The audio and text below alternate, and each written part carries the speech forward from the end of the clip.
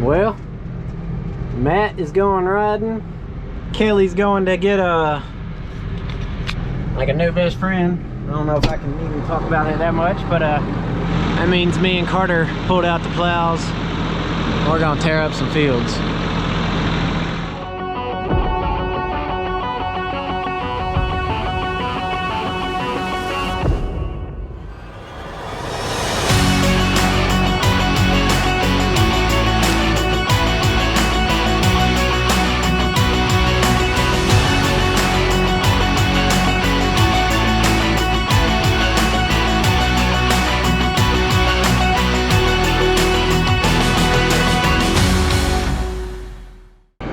Our old trusty do-all here is about to put in some more work, and our old trusty disc right there is going to put in some work. And this is the field that they just got done tiling, and you can see all the rows that they left. So we're going to smooth it out and turn it back into a field. Truck's for sale, 2008 Chevy Silverado 5.3. It's got bags in the rear, it's adjustable. It's got a around 6-inch lift kit, leather interior. It's a little dirty. 180,000 miles.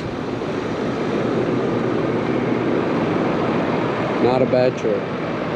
Come get it, 13,000. It's on your grandpa wheels and tires for you haters out there. If you want, they ride smoother than anything you've ever had. Try beating that.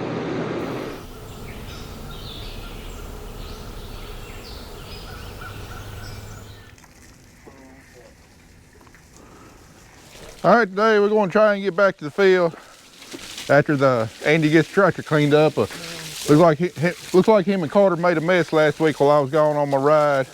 Yeah, I had them out there before that storm system came in last weekend, smoothing out where we had that tile buried and everything. And apparently there's still a couple wet spots out there. Anyway, before we get to the field, got a couple other things we got to turn our attention to. One of them is our sprayer here. I thought it was ready to go for the rest of the year. Apparently I was wrong. We got all of our wheat sprayed, but it was not without difficulties. Got about 150 acres done, and we had a massive hydraulic leak from one of the lines going to our wheel motors here.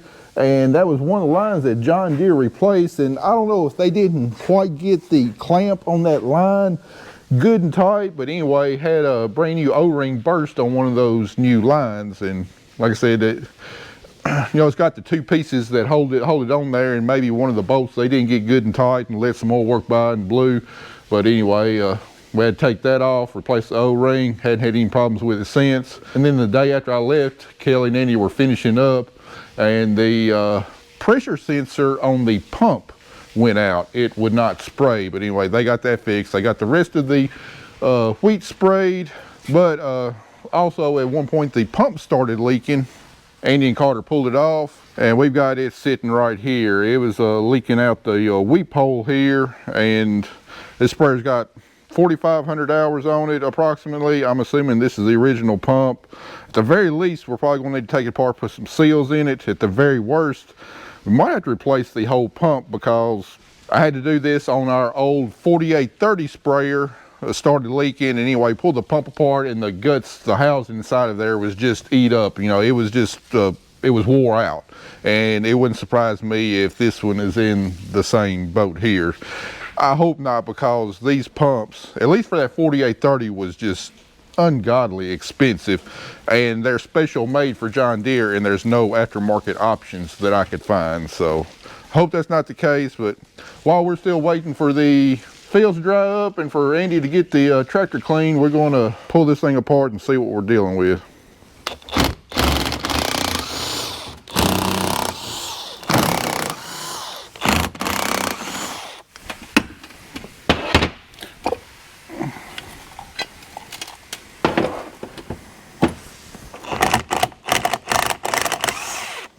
All right, well, looking at the impeller and the housings, it looks surprisingly good. Although when I was trying to pull the hydraulic motor off without pulling the impeller off, looks like part of the seal, I'm hoping that's part of the seal up in there, busted up. That's why that motor wouldn't come off. I had to take the impeller off first. I didn't realize that. But surprisingly, the housing looks good. So with any luck, we're just gonna get by with a seal kit on this, and she'll be back in action. I'm so happy. I just thought I was going to have to buy a high price pump.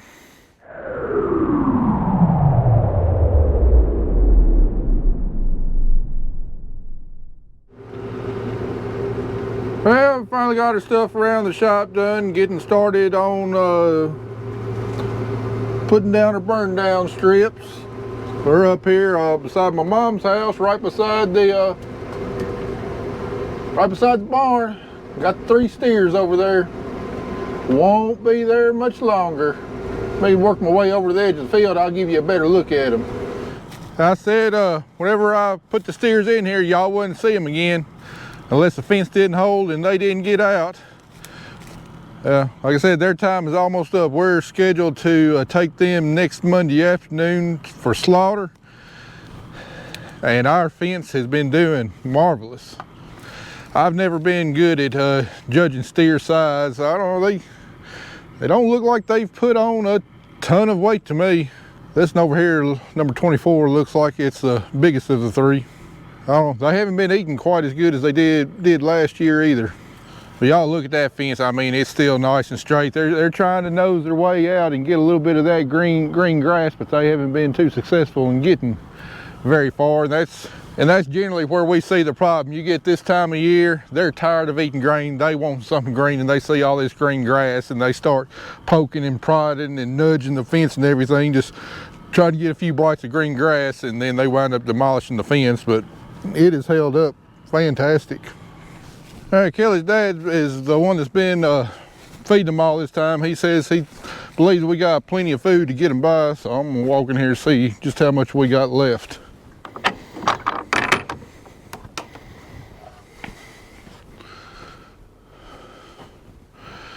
Oh yeah, that'll definitely be enough to get them another week. The big key is going to be getting them locked into the barn overnight so we can load them easily.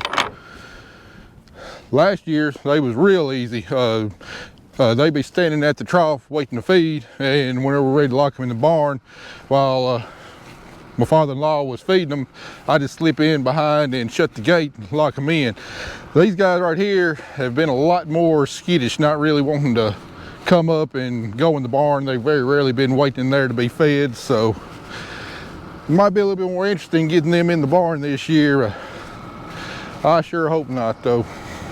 All right, guys, if y'all been watching this channel for several years, it's no stranger what we are doing today. But for all the new viewers we got, and since I did this last March, let me explain what we're out here doing with our hooded sprayer. You know, for no-till farmers, this is the time of year when farmers normally spray burn down to kill all the winter weeds on their fields and make it ready to plant. Well, we don't have winter weeds growing out here. As you can see, we got an awesome looking cover crop out here, and right now we're getting to the time of the year where we start accumulating the most biomass, which provides the most benefits from this cover crop. You know, all winter long we've gotten the benefit of erosion control from these cover crops, but we want so much more than that from our cover crops. We want to build organic matter. We want all the clovers out here to produce nitrogen, and the best way to do that is to get biomass. And if we were to just come in here and just spray all these cover crops right now and kill them, we would be really missing out on one of the biggest benefits that we're going to get. Plus, you can see out here a lot of this is annual ryegrass. We really bumped up our annual ryegrass rate this year after Dr. Lloyd Murdoch's visit last spring, showing us what we were doing to the frangipans. And well, the longer that we can keep this annual ryegrass growing, the annual ryegrass roots are still continuing to penetrate that frangipan and release the exudates through its roots that dissolve that frangipan. You know, this is going to be planted into cotton, you know, about a month and a half to 2 months from now. Obviously, we want the annual ryegrass to keep on working to further dissolve that frangipan. But when you're talking about planting into cover crops, right now it'd be easy to plant into cover crops. In a month and a half, not so much, because we're going to have a whole lot of biomass out here and our planters just don't work as well. So the key is how do we get the best benefit of both worlds? How do we get the biomass, the weed control, the nutrient production, the nutrient recycling from our cover crops by letting them continue to grow, but we don't also sacrifice the ability to get a good stand of our cash crop whenever we plant it? Well, that's where this hooded sprayer comes into play. You know, normally this hooded sprayer is designed to spray non-selective herbicides underneath the hoods, while your crop can go in between the hoods and the crop is shielded from the non-contact herbicides. We've built this thing to, well, not only do that, but also do the opposite. As you can see right here, we've got our drop nozzles on, and they're plumbed into our existing plumbing. We've got a valve right here to where we can send flow either to the hood or we can send flow to the nozzles. So right now what we're doing is we're spraying through our drop nozzles there. We're spraying about an 8-inch wide band right there, while letting the hoods right here protect the cover crop. So right here where we're spraying, this is where we're going to plant. And then the hoods are going to protect the cover crop from being killed by the Roundup that we're using. And what this does is it gives us the best of both worlds. It allows us to grow high biomass cover crops in the middles, but we have the ease of planting no-till because we got an 8-inch wide band there where the cover crop is going to be terminated in. And then if you remember from last fall, you remember we ran our ripper over all this ground. Well, we were using our RTK GPS to run the ripper shank right on top of the rows. So right now, you know, our row is going to be ripped, and then our row is going to be sprayed down, but everything in the middle is going to be undisturbed, going to be high biomass cover crop. So anyway, we've been doing this system of spraying the burn down strips. So I don't know, we probably started in, oh, it's 2017, 2018, and as long as we get good activity on the Roundup, this system works fantastically. The problem is that it's slow. You're covering 38 feet per swath at 5 miles an hour, so it's definitely not near as quickly as going in there with a self-propelled sprayer spraying 100 foot wide at 10 miles an hour.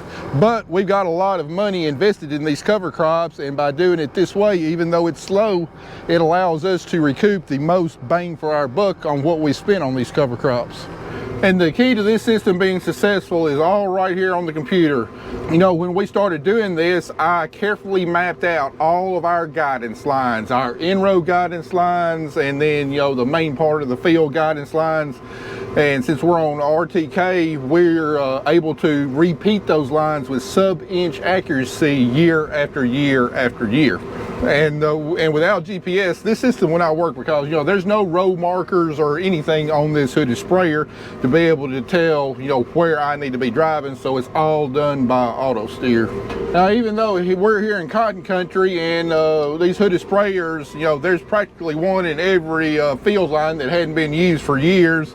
You know, over the rest of the country, they're really not common. I mean, you can order them, but they're kind of pricey, and you're not going to find them. And I've had other people tell me as other systems similar to this that they developed. You know, they've made their own strip spray rig with a lay-by bar and might have some crop fenders or something like that. I've also had other guys that are on controlled traffic patterning that are able to just block off certain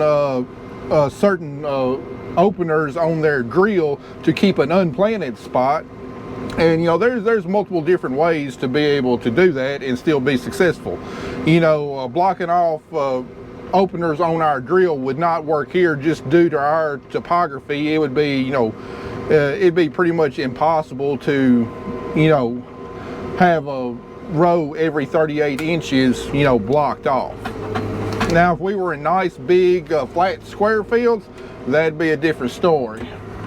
But when you're dealing with like little bitty patches like this, and like I said, half the field is in rows, it just would not work very well for us. So anyway, we're going to do all 500 acres of our cotton ground that are like this, because that's really where we're going to see the most benefit. And last year I did all of my corn ground also, but last year we had a real good stand of cover crop that was aerial seeded across our corn ground, and this year it's not the case. I really don't know why. I mean, we should, because I waited and aerial seeded it right in front of the remnants of one of those hurricanes that came through. But I don't know what happened. Maybe it was too much water, but we just did not get a good stand on our corn ground.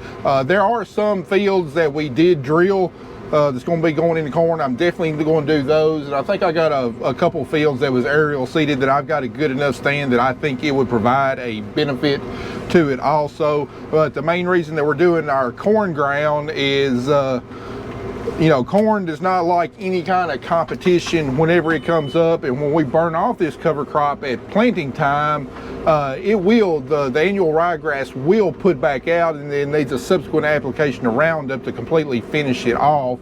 And we've seen about a 1.5 to 2 bushel per acre increase on our corn ground where we've done the strip spraying.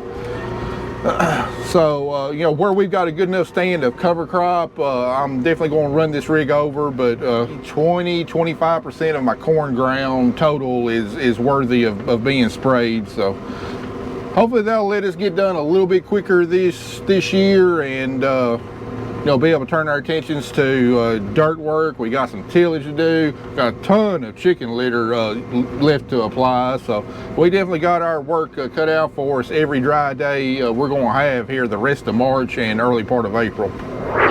All right, there's a comment in our most recent video, the one about the roller crimper I wanted to address. Can't remember exactly what it is, but anyway, this viewer saw our Trump 2024 sign hanging on the wall of our shop in the background, and apparently this person was so triggered and offended by just the sight of a Trump flag on our wall that he said he's done with our channel. And that's all fine and well. Honestly, I don't care. But if the mere sight of a Trump 2024 flag triggers you and offends you enough that you need to leave, please, by all means, leave. But guess what? This is not an airport. There's no reason to announce your departure. Just go. Not going to bother me, not going to bother anybody else.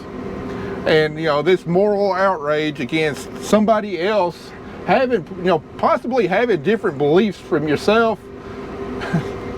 I mean, come on, guys, this is America. We all have the right to believe what we want to. I'm not trying to push my political beliefs on anybody else. I'm not going to change anybody else's political view. I'm not going to try to change anybody else's political view. You just happen to see something caught in the background. It's not like I'm promoting it or anything. And guess what? You know, threatening to unsubscribe, guess what? It's not going to change my views one bit. You know, this channel is not political. I'm not going to discuss politics unless the politics directly impact agriculture, and I feel that there's either a need to say something out against it or maybe explain how it affects agriculture. So guys, in the future, if you don't like who I voted for, that's all fine and dandy. If you can't stand to stomach our videos anymore because you know that fact, that's all fine and dandy. But just leave. No need to announce your departure. This ain't an airport. And all y'all, you know, please, on the comments of this video, you know, don't flood it with political comments. We're not going to change anybody's mind. We all got our own deeply held beliefs, and that's fine. Let's keep the politics. Let's keep the politics out of this channel. There's plenty of other places on Facebook and other forums, TikTok, everything else. If you want to discuss politics, there's plenty of other places y'all can do it. You know, let's not do it on this channel. It's all about the agriculture here. And another thing, you know, that's not the first time I've had that type of comment from seeing the flag. But, you know, just because I voted for President Trump, that don't mean I'm a MAGA person. That don't mean that I stand for every single thing that he believes in. There's a lot of things I don't like about President Trump. You know, that doesn't mean that I support all of his policies. But in general, you know, my opinion is that his policies are probably going to be what I believe is best for this country. But you know what? There's a lot of things about him I wish he quit doing. You know, I wish he wouldn't be so bombastic and volatile and trying to stir the pot and everything. I wish he'd act a little bit more presidential and stuff. You know, I don't much care for President Trump as a person, although I do happen to agree with the vast majority of his policies. Not necessarily all of them, but a vast majority of them. And guess what? There's not a single person in this world that I would agree with 100% unless it was myself that was running as president. So again, if you voted the other way, that's all fine and dandy, but don't assume that every person that voted for Trump is a MAGA, you know, fanatic or anything, because a lot of us are not.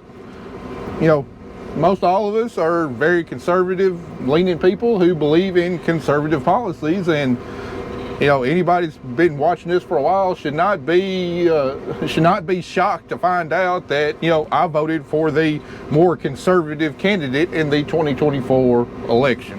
And to go along with that, I just don't understand why so many people hate President Trump. You know, I didn't much care for President Biden. I thought he did a plumb terrible job. But the last thing I wanted to do was to see him fail, because if he failed, that means America was in a worse place. I wanted to see him succeed. I wanted America to do better. I didn't think that it would, but that sure doesn't mean that I wanted him to fail just to see him fail as a person. So I don't understand a lot of these people wanting to see the, you know, destruction of America just so President Trump can be demonized. I just don't get that at all. We've all got to live here. We all got to live under the same policies. We've all got to leave America to, you know, our kids and our grandkids. Why would we not want to see it going in the right direction, regardless of whether you like the person running the country or not? I just don't get it. But anyway, enough of that. Let's get back to farming. Hey, it appears that the leak in my seat has returned. Andy said he fixed it, and he did, but all of a sudden it's going down about every 3 or 4 minutes now. Tell you what, I was just making my last pass and just happened to catch something out of the corner of my eye. Oh, looky there. That's a seed tube off of my drill. Lost it last fall. I noticed it's missing, didn't have any idea where I lost it at, so that's one less expensive part I got to replace. Saving money every day, folks. Well, y'all, I got some bad news for you. Just want to let y'all know Kelly has replaced me. I'm not Kelly's best friend anymore. Meet Mia Griggs. She's the new employee on the farm. I don't like Mia. She looks more like an Abby. She's Mia. She's a full-blooded Australian Shepherd. She's so pretty. Everybody look at her eyes. She got some pretty blue eyes. She does. And she does not like her harness. I can tell you that much. Yeah, she don't like being held either. No, she's definitely a herder. She's been trying to herd Drake, who unfortunately is over there. This is our first time out in the field. We're getting the feel of it. She's gonna be everybody's tractor buddy. Aren't you, baby? I wish she was a little bit older. We might be able to put her to work next week whenever we have to load the steers up.